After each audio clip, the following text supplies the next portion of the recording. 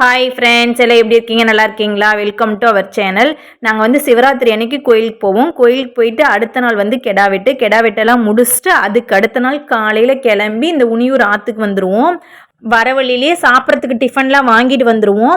ஆற்றுல வந்து இந்த கரையில் நின்று சாமி கும்பிட்டு அதுக்கப்புறம் தான் அந்த கரைக்கு ஆற்றுக்குள்ளேயே நடந்து அந்த கரைக்கு போகணும். கொண்டுட்டு போன துணி எல்லாத்தையுமே நனைச்சி காய வைக்கணும். கர்ச்சிப் முதற்கொண்டு நனைச்சி காய வைக்கணும்.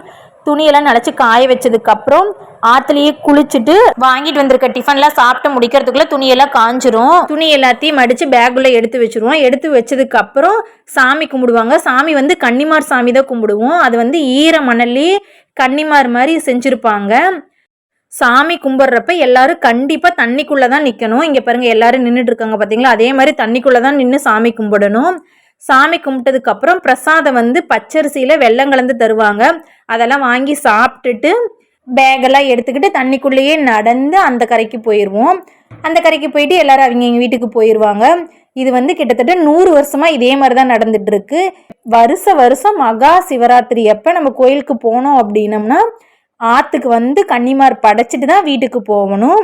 ஜாலியாக ஒரு ட்ரிப்பு போயிட்டு வந்த மாதிரி இருக்கும். இது வந்து சாத்தந்து குளத்துக்காரங்களுக்கு இந்த வரமுறை. Okay, bye. தேங்க்ஸ் ஃபார் வாட்சிங்.